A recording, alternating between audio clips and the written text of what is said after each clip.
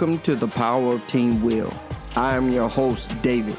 In this podcast, we'll be diving deep into the importance of fostering strong family relationships. Join us as we explore the power of teamwork within families and how it can positively impact our lives. Get ready to be inspired, uplifted, and motivated to strengthen the bonds within your own family. Let's unlock the power of Team Will together.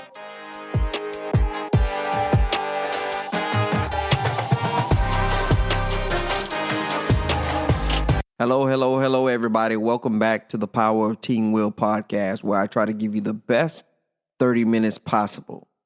Last episode, we left off on Aunt Lucille's interview. So I want to go back to my aunt and finish the conversation. Thank you for tuning in. Stay blessed and stay motivated. Everybody went to go in their separate ways. So did it ever bother you or make you feel any type of way to hear your mom and your dad argue or anything like that? Oh, yeah.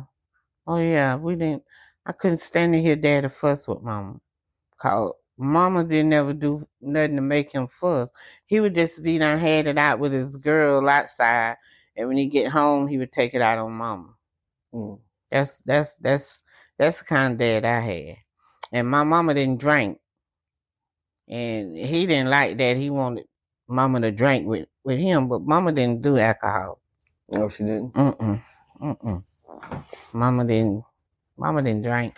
But that time when he got mad with Mama and pulled that whiskey down Mama's throat, now that made us mad.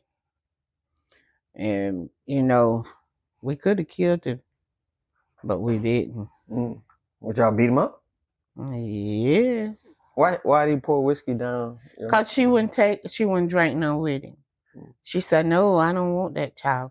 You gonna drink it?" She said, "No, I don't like stuff like that. You gonna drink it?" And he held the head back and he pulled it in her mouth. And when he did and Mother got strangled, he got his behind strangled. But Mother was a sweet woman. And I tell you something else about Mama too. Out of all of her children, she didn't show no favoritism in them. But before she died, though, now she told me these words. She said, "See, she said, I'm gonna leave you one day." She said, "But you the black sheep of the family." She said, "They ain't gonna never treat you good." And she sure told that the truth. They didn't never like me for some kind of reason. Who is they? My sisters. Why you believe that? 'Cause they ain't never had too much to do with me. My sisters ain't never had too much to do with me. They just really started calling me and checking on me after my sister Gusame passed. Well, one thing that I will say, that just listening to your story, sometimes we have a tendency to blame family for a lot of things, but it has been a lot of trauma that has happened to you all, and it's taking each and every one of you time to process. Yeah. And I was going to ask you that specifically. At all the things that you have occurred, had there ever been a time so you're comfortable telling this story now? Have there ever been a time that you wouldn't tell this story? Oh, yeah. I wouldn't a bit more sit down with you talking about this 5 or 6 years ago for nothing in the world. Like, what did you feel like that life experience done to you? What do you feel like it done to you at the time? Where like you feel like emotional, anxiety, now these days we call it like PTSD. We have dreams about it. There's all kinds I of still dreams about it sometimes, but I go to psychiatrists. I go to a psychiatrist every 3 months. I take pills to cope with it. 'Cause it had got me to the place. I couldn't sleep. So but I understand now this is you being in your 70s, but were you still on the same medication in your 20s? Oh, no. 30s? No. You know, so like in the 20s and 30s, how were you dealing with that? Did you dream about it? Did it bother you? It didn't ever leave out of my head. I didn't take no medicine for it, but Miss Mary always prayed with me because I told her everything I had experienced. And she always prayed with me. And she always kept my head anointed. And that's what carried me through at that time. But it always stayed in my head. And see, I was the outcast because I told mother what was going on with each and every one of us girls. But I was the only one come forward. But I had two sisters that have children for a family member. But they didn't tell mother because I don't know why. Because I do know why. Because as long as you didn't tell mother what was going on, you had it made. It's almost like keeping the peace. Yeah. You know, like if you told her, she would have been upset, then she would have approached dad, and her and dad, now your dad, your mom fighting back and forth and all that type of stuff. Well, see, they fought it when I told her. Yeah. I mean, and that's probably they seen that and said, I'm not going to say anything because it's going to cause more problems. No, they didn't say anything because they got more than we did. If you didn't tell them what was going on, you were treated better than the other ones.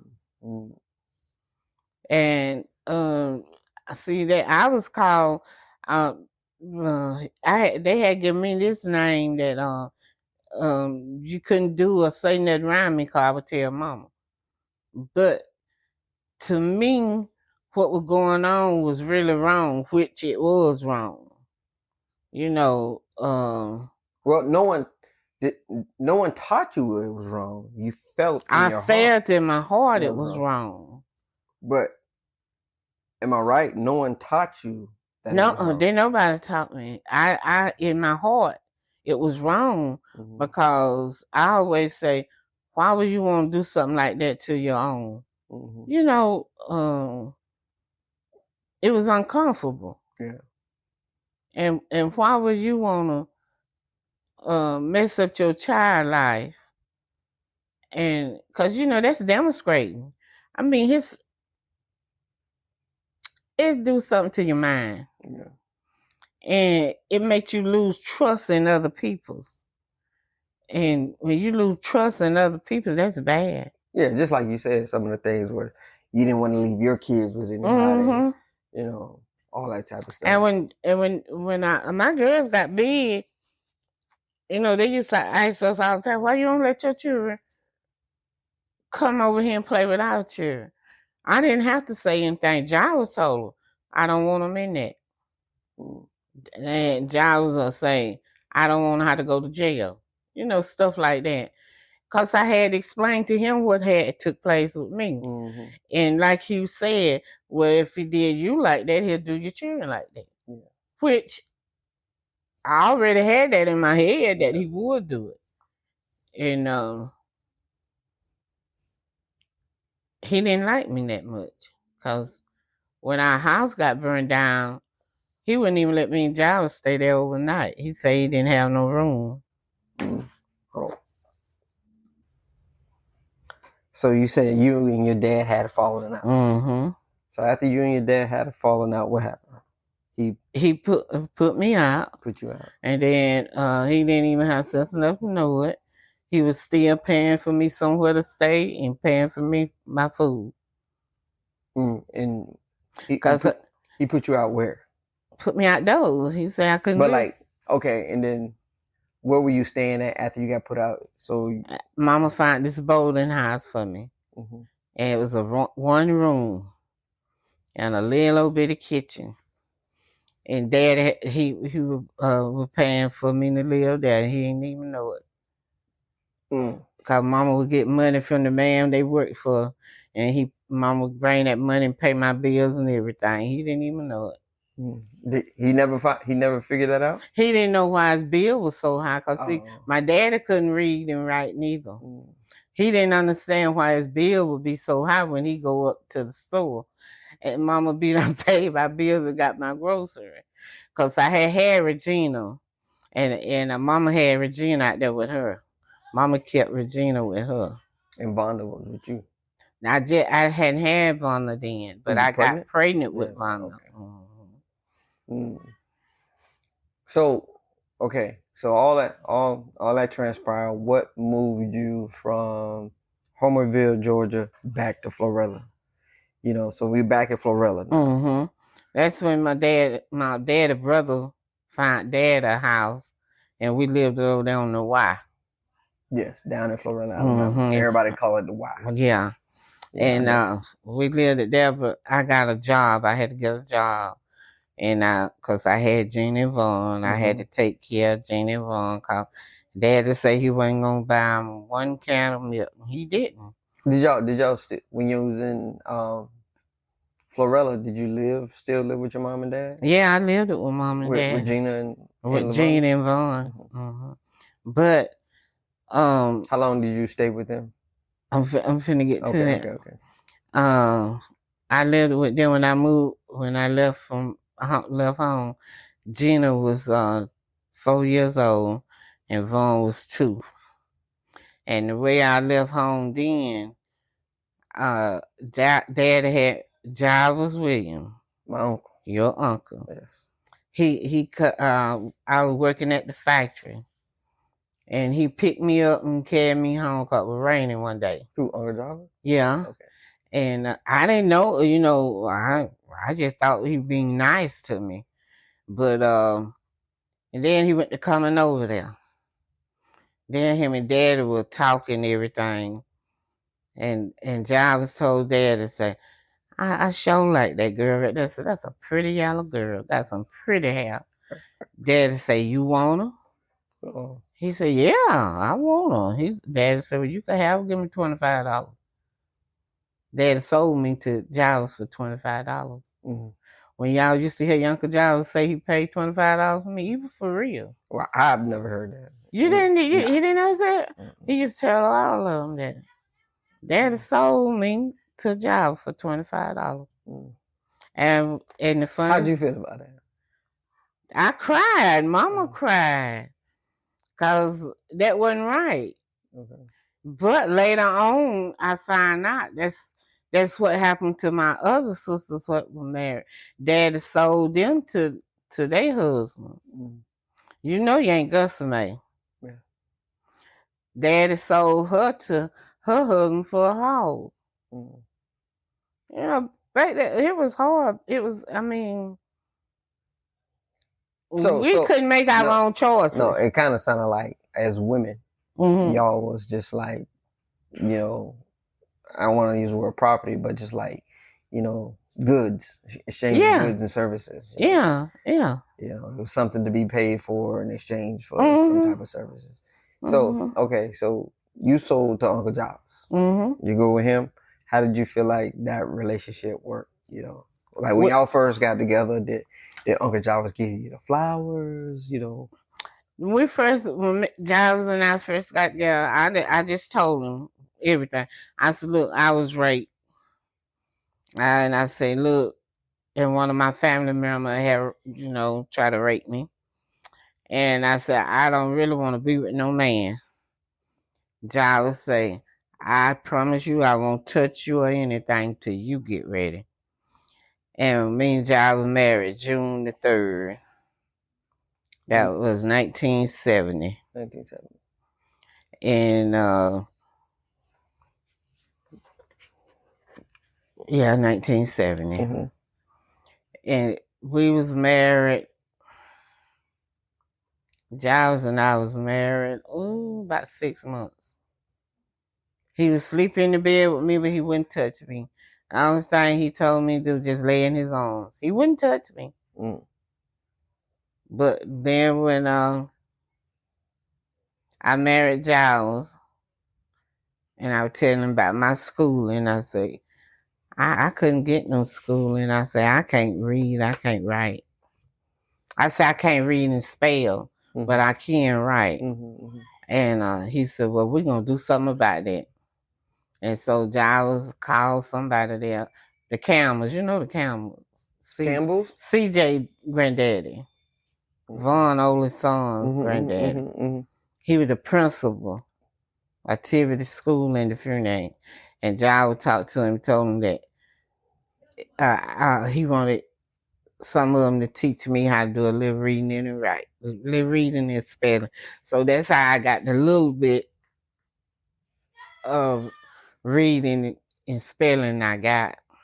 It's not a great much, but it's enough to try. I can get by, with some things. That's why I thank God for my children. So when Uncle Jarvis, I really want to capture that initial meet. Like when Uncle Jarvis came to Dad, $25, that exchange, that purchase. You pack your bags and you're gone. Not right at that time. Okay. Because, John was staying with your grandma. Okay. But what happened, that old house was up in the field from Miss Mary, crossing from Miss Mary. After John was paid Dad at $25, I didn't know that was Jack McDaniel's house, but it was. So Jarvis told Jack what was going on. So Jarvis and Jeffrey, that's Jack's son, they had went up there, called themselves fixing their house up and putting in a little furniture. So hold on. You said McDaniels, is that the guy that owned the farm close by to the house? Jack McDaniel, where your Uncle Jarvis used to work for, drive the tractors and stuff. Oh, I thought it was, because you know where the land at down in Lakewood. Talking about like right up the road is those people that still own that land up there, that farm. Is that what you're talking about? Yeah, where that trail is up across the house, that used to be our old house. Yes, way back in the back. Yes. Jarvis and I was staying in there. Lisa, our grandma was staying down below us. Well, they fixed that old house up and put me some furniture and everything. And then what it was about a year. Yeah, it was about a year. Then Jarvis come one Saturday evening and told Dad I come at my merchandise. You come back for your merchandise. And that's when Dad told me, you don't get nothing out of him but them two children. Oh, what he say? You don't get nothing out of him but them two children. I couldn't get no clothes or nothing. Oh, so you just, yourself and them kids, that's the only thing that your dad sent you with. And I had bought Gina and Vaughn some milk. I got to carry the milk. They clothes. I carried their clothes. I couldn't carry nothing what was mine. But we loaded up, and Jarvis didn't carry us right on out there. He carried us to the store. I didn't know what we were going to the store for. But nah, I just dealt with what to do. Jarvis bought me so many clothes, I had plenty of clothes. And when I got out there and met Miss Mary, then, Miss Mary gave me so much, And the house what we moved in, Miss Mary wouldn't let me go stay in that house. I stayed right there in the house with her. I sure did. I stayed right there. She kept me down there with them. So you would say, how did you feel like the first 6 months to a year, you and Uncle Jarvis' relationship? Did you feel like, okay, I understand I didn't want to go, but this seemed... Yeah. We was talking one day. I said, you know what? I didn't like you. I didn't even love you. That's what I told y'all. I said, but God put me in this relationship because my life was much better. Now Jarvis had his fault now. He was something else. Yeah. But now he really provided for me and them children. And I didn't really have to worry about too much or nothing until Dee started coming in the picture. Then Jarvis wasn't doing nothing for me, my child. He was doing for Dee and Mildred. So I had to still go to work again, and take care of me and my children. Because John was working, but he was giving Mildred Cooper his money. And that one Saturday evening, I was telling Miss Mary about it. And Miss Mary put a stop to it right then. So Uncle Jarvis had other kids already. He had Dee Dee before me and him married. Oh, he had Dee Dee. Mm-hmm. And then, before me and him married, I had Darren. What you mean? I had Darren. Darren was staying out there with Miss Mary. You had Darren, but Darren's through Uncle Jarvis, right? Yeah. Mm-hmm. Mm-hmm. Before y'all got married, Darren was born. Mm-hmm. Darren was born in January, and I got married in June. Oh, okay. Mm-hmm. And Uncle Jarvis had already had how many kids before? He just had Dee Dee. He just had Dee Dee. Mm-hmm. He had Dee Dee and what's the name? I guess that it was always kind of confusing because it's like trying to understand, like, me growing up specifically, just like I just knew everybody else. These are all my cousins. Everybody's my cousin. Mm-hmm. But through blood, they're not really my cousin. Right. So Dee Dee is my cousin, but she's not really my cousin. Right. She your cousin. No, she is. Because that's your daddy's brother's child.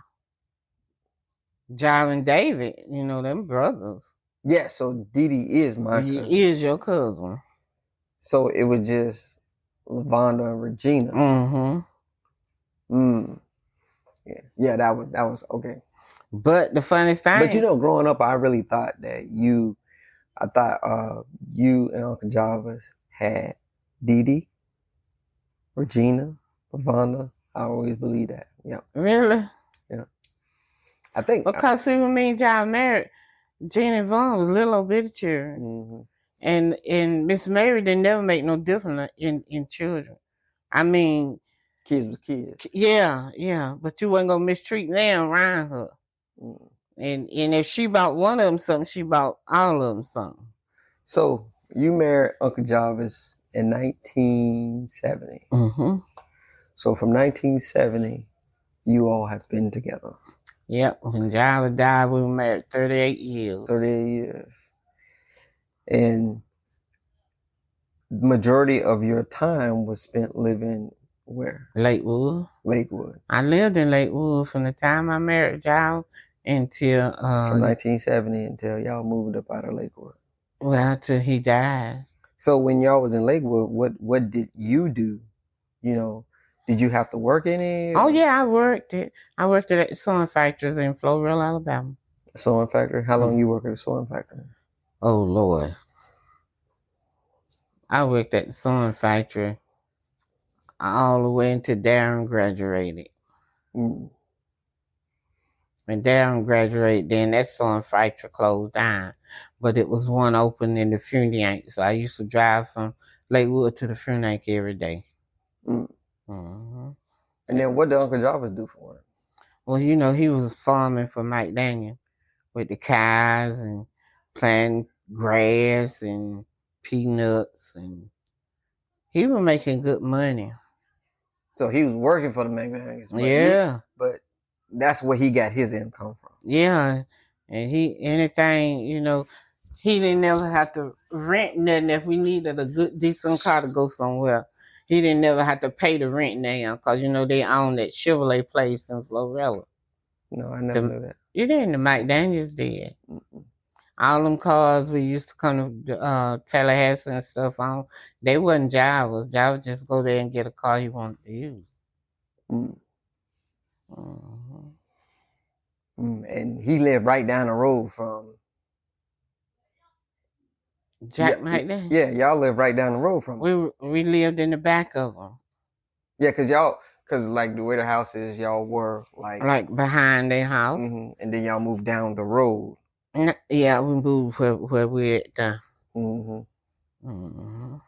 So that family in the McDaniels, they still have that land? Oh yeah, they have their land, but Jake did, mm-hmm. Billy did, mm-hmm. But the son and the mama still living. but they still own that land. What's your relationship? Do you ever talk to them? That family? Yeah, Jeffrey. Yeah, Jeffrey calls us, and when we go to down there to the land, he comes down there. Mm-hmm. So he'll recognize you if you go. Oh yeah, he know me. He know me good. And that time spent in Lakewood was where you raised majority of your family. I raised there all of my children there. All of them graduated right there in Paxton. Darren graduated Paxton. Gina, Vaughn, and Mary. They all graduated Paxton. Mm-hmm. And so I was in Lakewood 38 years. And Paxton is that school that goes from pre-K all the way to 12th grade. Mm-hmm. Pre-K to 12th grade. Didn't you go there? Yes, I went there for a year. I went to Paxton for a year. Yes. Mm-hmm. Yeah. I'm just trying to, talk the story out specifically, But so how did they get back and forth to Paxton? Was this a school bus? A bus came out there, picked them up? Mm-hmm. They read the bus. And went out there? And guess what? They were the only blacks on the bus. Only ones. The only ones at that on time. The bus. Mm-hmm. But the children, it didn't, they fitted right in, I guess, because, that's all Darren ever been around. His friends was just white folks. Yeah. So when you got down to Florilla, Alabama, not Florilla, it's really called Lakewood, Alabama. Mm-hmm. So it's Lakewood, Florida. Lakewood, Florida, yes. Right on the line of Florida and Alabama. So would you say, during that time, we talking about 70s into the 80s, did you ever find it hard trying to raise your kids down there? Like people messing with your kids or nothing like that? But no. Mm-mm. I felt much better because where I was scared when I was at home. From your hometown? From your hometown? From with my mom and dad. From Aunt Lucille? I'm talking about with my children's. Yes. I was scared when I was still living at home. Mm-hmm. I was scared to leave them because they were girls. Mm. And I knew what had happened to me. You. I was afraid, it would happen to them. And I didn't want them to experience that because was... So when you say it happened to you, but was there somebody that you was afraid of that it may happen to? Like... Yes. I didn't want to leave them alone with any of the boys. Right. That could have been me. That could have been Uncle Jarvis. That could have been all the boys. Specifically. But I trusted Jarvis with my girls. I trusted you. I would have trusted you with my girls, but you would have still had some. I wouldn't have had full trust in you now. Yes, because I'd have been self-conscious. Yeah. But I didn't trust him. I didn't trust my girls with my brothers and my dad. Your brothers that you grew up with. Because you never know. Never know. But my baby brother, now I trust him with him. Because he had girls of his own. And they never, he would keep my girls on weekends. And I would keep his girls on weekends. But from him on up, the boys and my dad, I wouldn't trust them. So, so now we're necessarily in the 1970s. 1970s seemed like the time that you got with Uncle Jarvis, it seemed like life was a little bit more peaceful. Oh, yeah. Raise a family and all that stuff. Okay, everyone, this concludes today's episode. Another great interview with my Aunt Lucille. She gives her perspective on different things that happened on her life growing up. And I'm hoping that you took the opportunity to learn a lot from her just like I did. I really thank my Aunt Lucille for giving me this episode. But stay tuned. There's more to come. Once again, thank you for tuning in to the Power of Team Will podcast. And stay blessed and stay loved because you are loved.